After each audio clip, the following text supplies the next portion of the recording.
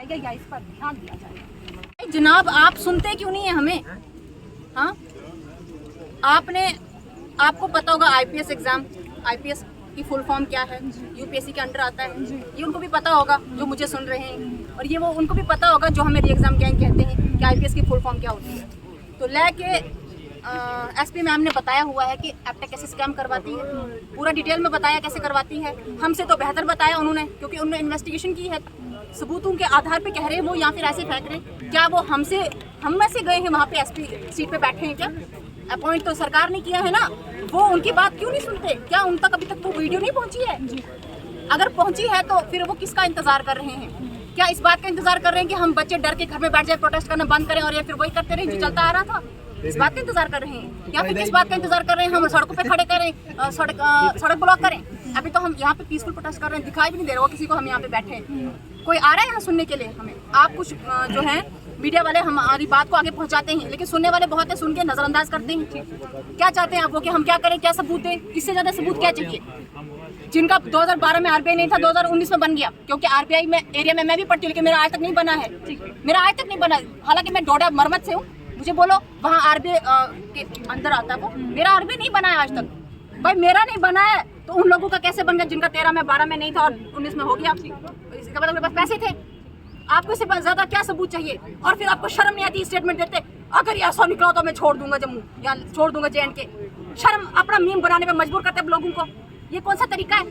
मजाक बना के रखा खुद का आपने। आपके हाथ में इतनी अथॉरिटी है कि आप रातों रात फैसला ले सकते हैं, लेकिन आप लेते नहीं है। शर्म आनी चाहिए आप लोगों को इतना कि आप 9 महीने हुए विकल भाई को हम लोगों को अपॉइंटमेंट देते, हमें नहीं दी, क्योंकि हमारे पास सबूत थे, हम सही थे, हम जो भी सबूत देते हैं वो वैलिड है। और आप 2 दिन में किसी के कहने पे आप पेमेंट गैंग को अपॉइंटमेंट देते, फिर उनके साथ फोटो खिंचवाते हैं।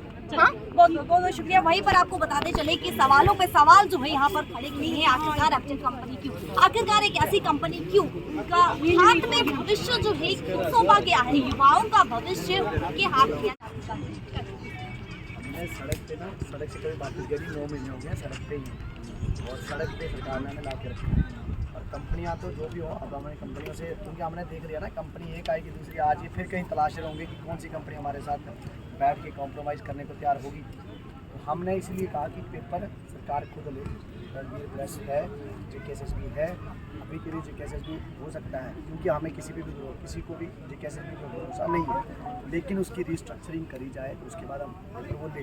लेकिन इमीडिएटली जो है सरकार, जो भी सरकारी जो नौकरियों के पेपर होने, रिक्रूटमेंट प्रोसेस अपने हाथ में ले। अब ये रिक्रूटमेंट अपने हाथ में इसलिए भी ले क्योंकि सरकार की एक कॉन्स्टिट्यूशनल उसको एक ड्यूटी उसके ऊपर है कि वो इक्वल अपॉर्चुनिटी, जो पब्लिक का, जो सिटीजन्स का एक राइट है, फंडामेंटल राइट है, इक्वल अपॉर्चुनिटी पब्लिक एम्प्लॉयमेंट, वो इंश्योर करना है। और उसकी वो जिम्मेवारी है, किसी कंपनी की तो वो जिम्मेवारी नहीं है। कंपनी की एक ही जिम्मेवारी है, जिस इन्वेस्टर से पैसे लिया उसको प्रॉफिट कमाते हैं। तो हम कोई प्रॉफिट देने के लिए पास प्रूफ भी है, प्रूफ दिखाइए आपके पास प्रूफ चाहिए कि इंदर एनर्जी ने आपको कहा था कि आपके पास प्रूफ है, तो कार्रवाई अवश्य की जाएगी।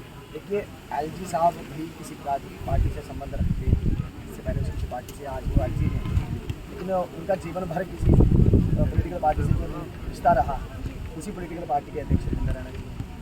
अन्य नेता भी, भाजपा के नेता भी, क्योंकि कुछ भाजपा के नेता कहते हैं कि चेयरमैन साहब का नाम लेते हैं, कहते हैं वो तो अपना बंदा है, और वो मीडिया में ये बात कहते हैं। जब हम उस बात को मीडिया के सामने लाते हैं, आम लोगों के सामने लाते हैं कि ऐसा कहते हैं, ये हमारे लोग हैं, ये अपने ख़ास लोग हैं, तो रिपोर्ट बजती हैं, ट्वीट ब्लॉक हो जाते हैं, वीडियो ट्वीट कराने की बन जाती है।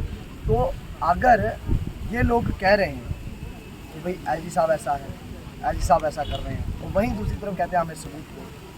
क्या हम लोगों को इसमें भर्ती कर रखा है क्या बिना भत्ते के, बिना अपॉइंटमेंट के? फिर भी हमने जो उनको सबूत दिए उसमें कार्रवाइयाँ क्या हुई, मैं बता रहा हूँ आपको कार्रवाइयाँ क्या हुई। FIR में नामजद कितने लोग हुए, चार्जशीट में नामजद कितने लोग हुए, लेकिन क्या कोई गिरफ्तारी किसी एस्पिरेंट की हुई? क्या जिनमें काउंट्स ने पेपर बेचा था, कितने बड़े अफसरों के घरों में रेड हुई? एक कोई बटालियन थी, रिजर्व बटालियन, वहाँ लगभग 15 से 16 लोग थे उनके पास पेपर था, उनके ऊपर कोई कार्रवाई हुई? इंटरनल इंक्वायरियों के नाम पे हम लोगों को धोखे में रख के कि हाँ जाँच चल रही है, एक लंबा अंतराल दे दिया जाता है, एक लंबा गैप दे दिया जाता है ताकि बात दब जाए, दबने वाली नहीं है। और जो कल कह रहे थे, मनोज सिन्हा का भी बड़ा बयान सामने आया, जहाँ पर उन्होंने कहा कि अगर लीगल तरीके से किसी भी रिक्रूटमेंट में गलती हुई है तो वो जम्मू कश्मीर वो छोड़ देंगे। क्योंकि किस तरीके से उन पे इल्जाम जो है वो लगाए जा रहे थे और साफ तौर पर उन्होंने कहा कि अगर कोई भी इलीगल तरीके से घुसपैठ हुई है वो जम्मू कश्मीर में। माननीय एलजी साहब का जम्मू कश्मीर का डेफिनेशन क्या है, इसको लेके मुझे लगता है पहले उनसे सवाल किया जाना चाहिए। क्योंकि अगर जम्मू कश्मीर का डेफिनेशन है कि एलजी हाउस के अंदर कोई गड़बड़ी ना हो, वो एलजी हाउस ही जम्मू कश्मीर है, तो वो बिल्कुल सही कह रही है, क्योंकि वहाँ अंदर कोई गड़बड़ी नहीं है, जैसा उन्होंने चाहा था वैसा हो रहा है। लेकिन अगर जम्मू कश्मीर जो यूटी है, जो कॉन्स्टिट्यूशन में पूरा जम्मू कश्मीर जिसको जम्मू कश्मीर कहा जाता है, अगर वो जम्मू कश्मीर में है तो उनको बाहर जाना पड़ेगा। टिकट के पैसे उनको किसी से लेने की जरूरत नहीं है।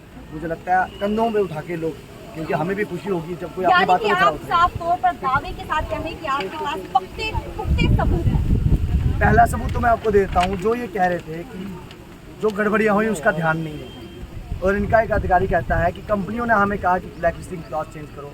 कंपनियों ने कहा कि कंपनी ने कहा, एक कंपनी ने कहा था, ये एप्टेक थी, जिसने कहा था कि ब्लैक लिस्टिंग की क्लॉज को आप चेंज कर दो। क्यों कहा था? क्योंकि वही ब्लैक लिस्टेड थी, तो उसने क्लॉज चेंज करी।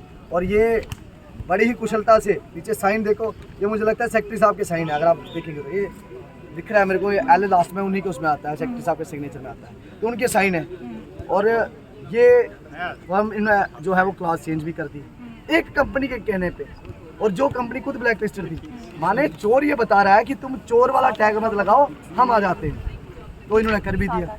अब ये वो है जो इन्होंने बार बार कहा था कि लोगों को एक बार बार गुमराह करते, 3 दिन लगातार प्रेस रिलीजें जाती रही ताकि बच्चों जो युवा बाहर हैं उनके प्रोटेस्ट को किसी तरह से दबाया जा सके।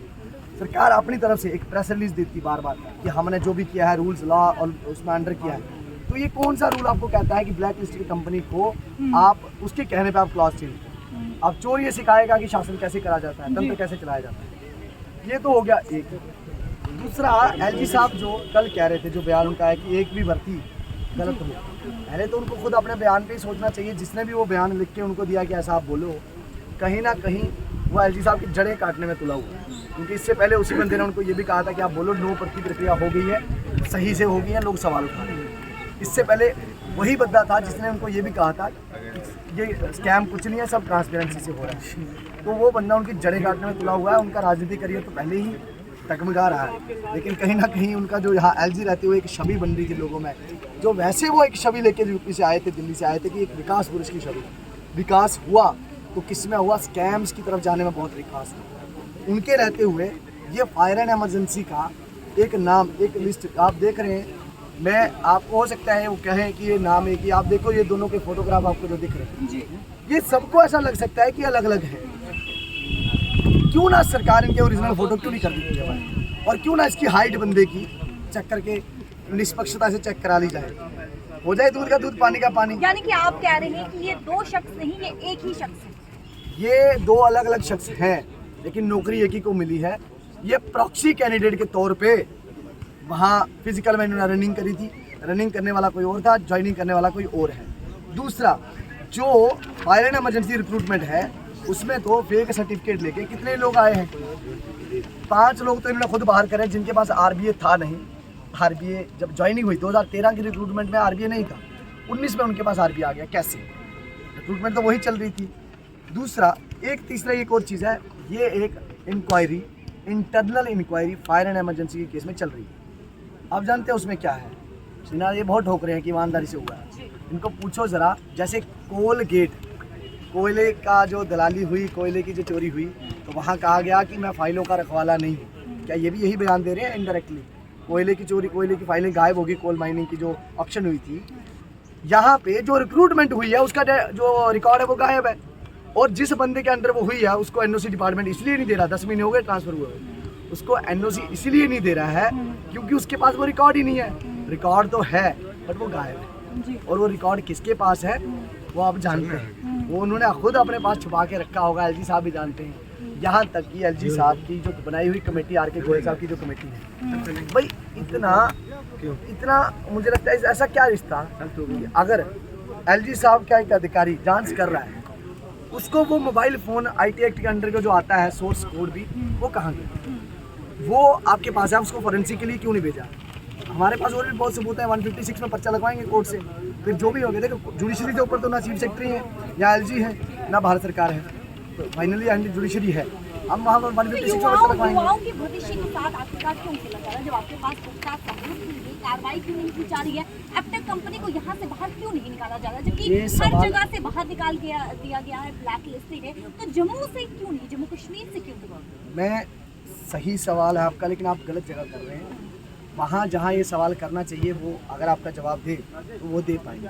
हम अपना बता ही सकते हैं, जैसे वो कहते हैं एप्रीहेंशन, तो वो नहीं बता सकते हैं। जेब गर्म होने के बाद कोई नहीं चाहेगा कि हाथ बाहर निकालने चाहिए, तो जेब गर्म हुई है।